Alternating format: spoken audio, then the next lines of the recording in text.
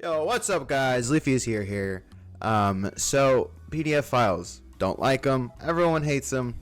No one likes PDF files except for maybe other PDF files. However, I'm sure you guys have seen To Catch a Predator, Chris Hansen, that whole style of PDF catchers, especially with all these other big channels blowing up recently over the years, just catching PDF files. But it's pretty much the same premise. Everyone just kind of pretends to be kids or has people pretend to be kids and sets up PDF files to catch them and hopefully bring them to justice. But I was scrolling on Instagram the other day, follow Archive on Instagram, and looking through the reels, I found this page where instead of just talking to the predators, kind of embarrassing him, going like, this guy's here to meet a 15-year-old girl. Hey everybody, he's here to meet an 11-year-old boy. Not only that, they're giving it to him. Busting it down sexual style. But yeah, they are giving them kisses on the face. Their fists.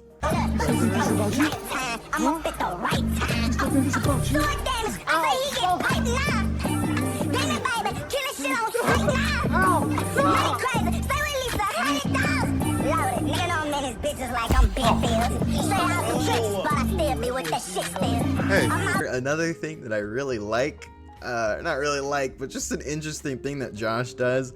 There's a lot of videos of him kind of circling around the predators like a dog, and before he gets them, and I think it's really fucking fun. Hey, kick me! You won't leave me alone. You both of them. Kick me. Kick me. So yeah, it's very entertaining to watch. And looking through all of their pages, I was just super enthralled. And it wasn't just a repost of a video, it was actually the people posting it themselves. And I really wanted to know more. I wanted to know what goes on with this. And obviously, I mean, yeah, these people could press charges after getting, kissed in the face. But I don't know if a PDF file would really go to the police to help them help with anything. But going through their page and kind of just looking at all of their videos, I really wanted to know more and like why they were doing this, who these people are, if it's like a whole team of people, if it's just like one or two people.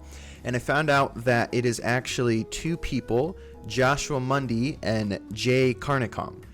They're two people. They started this channel kind of community called DAP, Dads Against Predators. Jay and Josh, being two dads, kind of wanted to start a channel protecting children essentially, and that's what they started doing. Now, after looking through their channel and everything, trying to figure out where they started, I actually ended up finding a Vice interview that these guys did about a year ago, kind of capturing the whole thing, which is actually crazy because I thought Vice got defunct pretty much. I thought Vice was no more, but apparently they're still interviewing people, so that's pretty dope.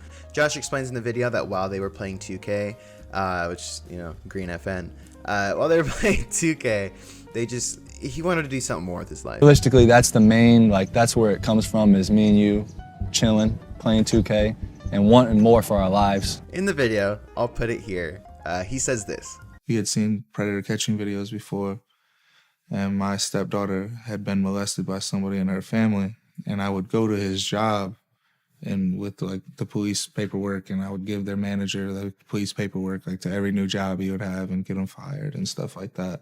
So I was always already basically kind of exposing predators. I don't know personally if that was my stepdad.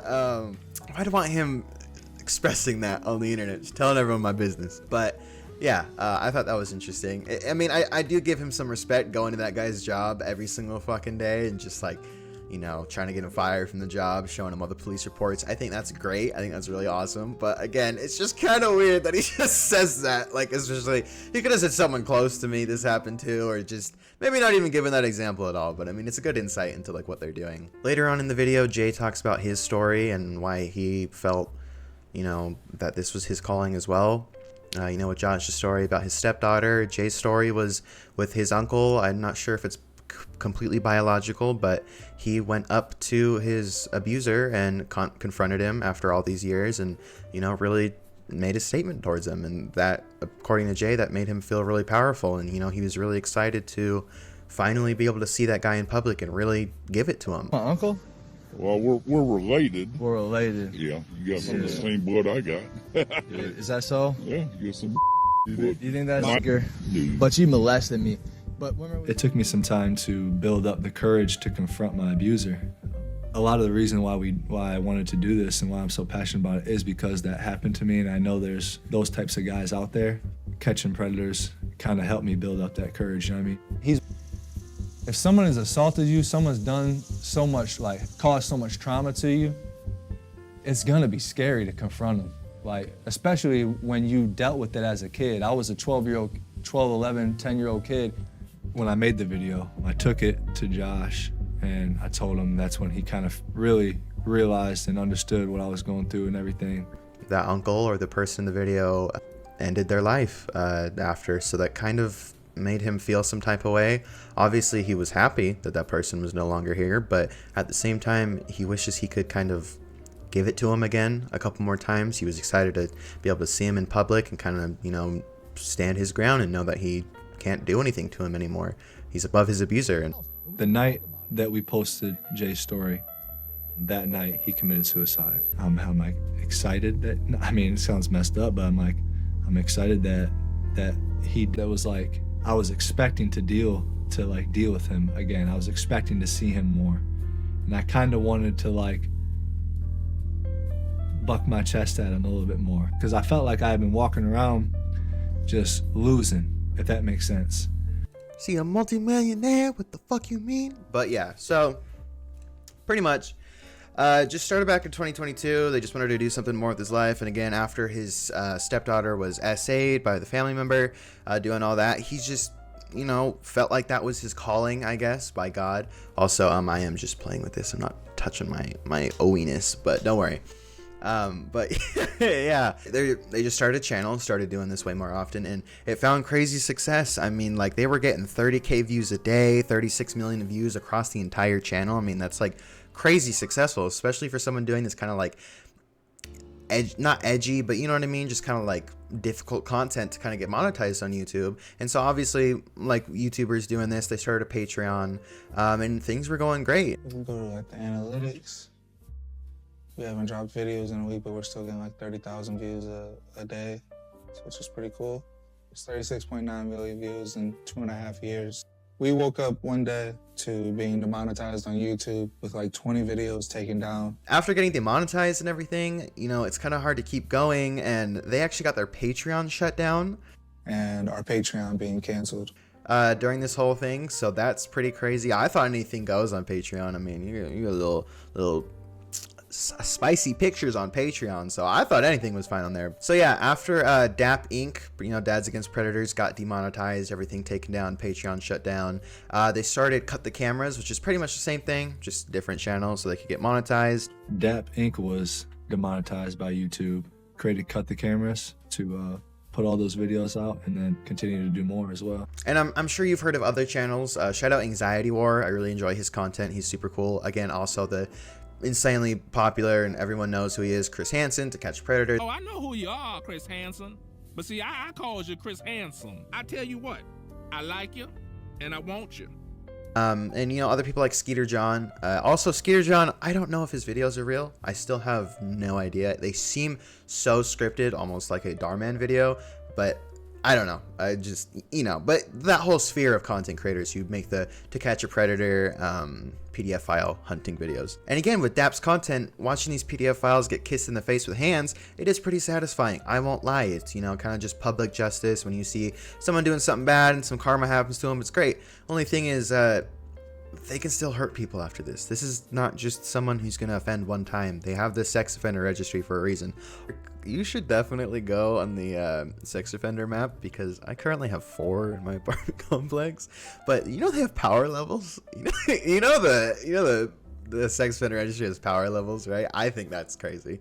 You get like a 1 if you're not that crazy. You get like a 4 if you're like, watch this dude. Don't let him near your kids. But you know. But again, unfortunately, some of these channels don't really do it just because of the kindness of their hearts. So they want to get these people, you know, arrested. They do it for money, for clout, for other things, and just it kind of defeats the whole purpose if you're just being selfish about it. Now, if you remember the Mama Max case from a while ago, that whole situation, yeah, he kind of just uploaded, well, 1, didn't have any evidence, and 2, uploaded the entire investigation to YouTube, and kind of just ruin any chance that he had working with law enforcement or actually getting anything done to help the victims of that. Not only just doing it vigilante style like this do you either completely erase the chance of these people going behind bars, but you're also mostly doing it for clout, attention, views, money, and it's just really, really selfish. One of the channels that was a big perpetrator of this was Chet Goldstein. I'm sure you remember Chet Goldstein from the whole EDP cupcake situation. That was huge about 4 years ago. Well, I was actually coming out here to pick up a cupcake and then go back home.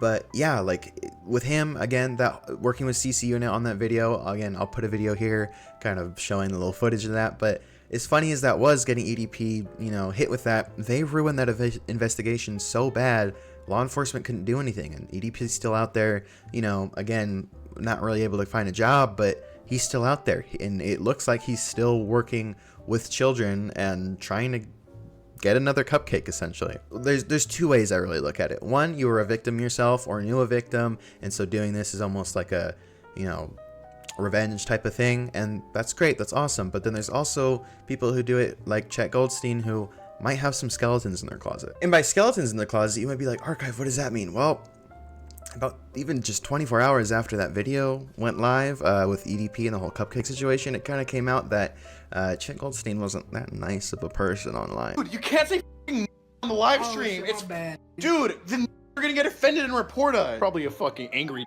or something. How are you?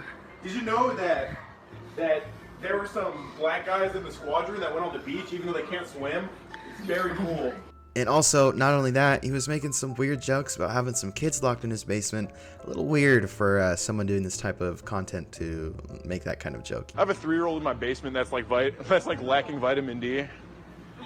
I need to give this to her. It's my birthday, so I'm being generous for one day to her. I don't think that's what you're supposed to say out loud. What? That you have somebody in your face. I provide her with plenty of D, just not the vitamin part. Oh no, that's not good either. Oh, really? Not if it's a child. Well, I was tired of being a virgin, so what the fuck? Not only that, Chet Goldstein was using actual minors for these sting operations, which he fully admitted to on camera. So I'll be honest about the decoy pics. So one of the decoy pics, the Hispanic boy that we use, that's my cameraman's little cousin. And the white decoy that we use, he's 17. And yeah, I met him on PS4. We're playing Madden together, and he said he was down to do it. So yeah, that's where I get the decoy pictures from. How old is the Latin guy, the kid? He is 16. So you have 2 minors that you use as decoys. Yes, and their parents both know. Yeah, it also was alleged, again, not fully confirmed or anything, but he might have had some COD points on his phone. I don't know if that was gathered during these sting operations to fund the sting operation. I don't know. Probably shouldn't have COD points on your phone.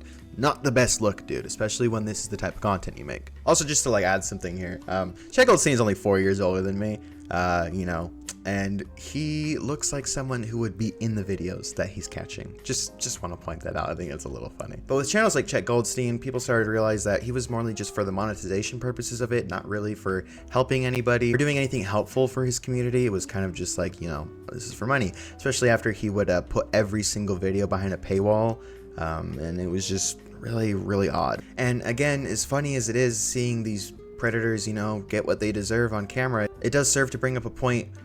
You know, what happens after the video? What happens after they do get a little kiss on the face from the hands? You know, the public humiliation is a part of it.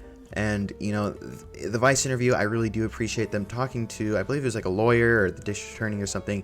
Kind of goes into more detail with that. I'll put that here. I think the most problematic part of what Dads Against Predators is doing is just the fact that they're identifying individuals who may very well potentially be good law enforcement targets. These are probably offenders that we should be paying attention to, but by the time we are made aware of them, it's too late for us to get involved. And these offenders are left to YouTube and to go about their normal lives once the notoriety of that video subsides. Now in that video, you hear Josh say, a lot of the negative stuff is we're grifters, we do this for money, we do this for attention, and I don't want to be called a grifter. I don't want to be told I do this for money when my what I've had happen to my family, you know? To me, it's like a smack in my face. Immediately after that, it cuts to them in like a really nice, almost looks brand new Dodge RT. I'm not a car dude, but I'm pretty sure that car is a little bit above, you know, minimum wage. Money and things like that, I'm not rich. I drive an old minivan. Like, A mall, we had. So I'm pretty sure they're reaping some rewards from doing this. It's not all just for out of the kindness of their heart. Now, during the Vice interview, they kind of do, again, interview the lawyer and kind of get his side of things. And he's pretty much just saying what needs to be said. I mean, like, as, you know, great as this is, they're, you know, quote unquote serving justice. These people after the videos posted are just left to do what they are going to do anyway. I mean, it's kind of redundant posting these videos. It's almost like ruining. I mean, they're just left to go create more victims. But when you put someone on a YouTube channel and they receive their 15 minutes of shame, what's that really doing a year from now, 5 years from now, 10 years from now? And they also asked Josh and Jay on their perspective on this, and it is pretty interesting. It's almost like they just don't see how they're doing any harm to the community. I mean, again, their whole point is to help the community, but they just don't really see how they could also be harming it. This done can show up for the weekend. I'm into preventing these things from happening. I'm into, this guy is a predator, don't let him around your kids, instead of the police are into, well, this guy didn't molest anybody yet, so technically we can catch him later after he does. To me, that doesn't make no sense. And they do bring up a good point. I mean, you know, police involvement with situations like this does take a while, so during that investigation, they could hurt more victims. Crazier things could happen, but, you know, it's even worse when they don't get any justice at all and they're just left to roam the streets and do what they were doing before you kissed them in the face. But what I'd really like to see is some law enforcement happen after. I'd like for you, after getting, you know, kissed in the face, I'd like to see them in bars, like to see their sentencing, you know, go to court, record them getting sentenced. I know you probably can't do that, but you know what I mean? And now the lawyer they interview about this, or just the dude who works with the police, the guy in the suit pretty much, he does also bring up a good point. The police don't really have an online presence, and these online vigilantes are definitely more online than they are and are able to get more information and kind of figure out how these things like this work. And, you know, maybe working with the police would even help them get these guys. We recognize that we need to be online to prevent offenders from interacting with actual children. As we do more and more of these investigations, it becomes harder for us to, you know, necessarily pose as children in some cases. And he also says, you know, with law enforcement, they are very restricted in what they can do. You know, these offenders, they want more pictures, more evidence. They just, you know, they want to know that they're talking to a real minor, and it's really hard for police to, you know, get information like that. But with these online vigilantes, they're able to do that. And if they work with police, they could get that guy in jail. But again, they'd rather post it for clicks and views. Obviously, Dads Against Predators is identifying individuals that we should be aware of. However, they're bringing this information to us after they've already streamed the video, after they've brought attention to this individual in the public eye. And so my question there would be, what are we going to do about that? I mean, yes, you have an individual who's indicated something they'd like to do with a child. But as we've said time and time again here in Ohio, a private citizen conducting these quote-unquote investigations, if you will, is not illegal. So by Dads Against Predators going out and posing as minor children, these individuals that they're talking to, if you will, are technically not committing any crimes under our crimes code. We're asked more of us. Where offenders want more and more detail and information, and they want pictures and they want video, and, you know, it becomes hard for us then to really conduct these investigations when we're dealing with individuals on the other side that are also trying to conduct these stings. And Josh does bring up a good point. Again, they're able to do a lot of these sting operations. They're able to get a lot of these guys in trouble. They're allowed to kiss a lot of these guys in the face with their hands, and, you know, post them online, make everyone aware of who they are. But again, it kind of just comes down to they're not really getting, the victims at least aren't really getting the justice they deserve. Yeah, they don't want us doing this. If we are untrained and all this stuff, why are we able to catch so many guys in your city when we just show up randomly? I wouldn't do this if I feel like it didn't need to be done. Again, later on in the video, Josh talks about how waiting for the police to do something just kind of doesn't work. But his example here is the person that they record and they, you know, give a little kiss. They could still be babysitting their niece or something like that. You know, if the video gets out there, maybe the parents will see it. The thing is, though, what would really help is if that person wasn't allowed to babysit anyone and they were behind bars. That person could still be babysitting his niece for the next 6 months while you twiddle your fingers to make sure the FBI and whatever other groups and agencies you have to collab with to get this done can show up for the weekend. And he also talks about how he's into preventing these things from happening. I'm not really sure how punching people in the face prevents these things from happening, but yeah, you know, they could still do it right after face heals in about a month. I'm into preventing these things from happening. I'm into, this guy is a predator, don't let him around your kids, instead of the police are into, well, this guy didn't molest anybody yet, so technically we can catch him later after he does. And Jay says later in the video, you know, again, another point is some of these people police aren't really going to investigate, you know, off of a little tip they get. They're not really going to investigate these people, and I do agree with that. CPS really needs to be looked further into, because I don't know if you've ever dealt with CPS, but they're not that helpful. And I mean, I get it, it's kind of hard to take at face value, hey, this guy's abusing his child, but also at the same time, it's like, maybe you should take that a little bit more seriously. And in the Vice documentary, you can see that these people are making a difference in their community for the most part. These two ladies come up to Josh and Jay and they thank them for all the work they do. They, you know, one of them was a victim of SA as a young child, and it makes them happy to see that people like their perpetrator get what they deserve, you know, and I think that speaks volumes. But again, I would still rather see these people be locked up forever where they can't hurt anyone, and maybe even something worse will happen to them in jail. Oh yeah? Oh, we're Dads Against Predators. I love you. You love us? Yes. We love you too. That is amazing. We need more dads like that. Yeah. Yes, man. We all Yes, need to be man. castrated. Yeah, Run right. outside with their dicks. I was a child that got molested, and no one believed it. Yeah. And for those that do get told, they still don't get believed, and it's hidden. And it be the Right. close people, your friends, your family, Right. that do it. Exactly. And nobody pays attention to it. So I applaud y'all for being dads that want to stand up and actually be a part of that, because we need more. We need more. Keep working it. I'm happy you guys keep up the good work. Thank you so much. Thank you so much. Definitely keep up the good work. Another thing they talk about is how dangerous it is. There's this situation where Jay actually was blown in the leg by a weapon, and yeah, he talks about how they thought they were gonna die. Josh was talking to Jay like, we need to get you to hospital, and Jay was like, hey dude, if I'm still breathing in the next 10 minutes, don't take me to the hospital, we can't do that. Like, but I was shot,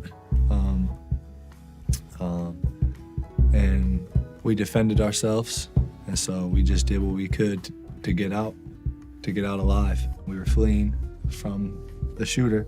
In my mind, I just wanted to make it home, and Josh was trying to get me to go to the hospital, and I was bending my knee, and I was like, if I can bend my knee, bro, we're going home. We're gonna go home.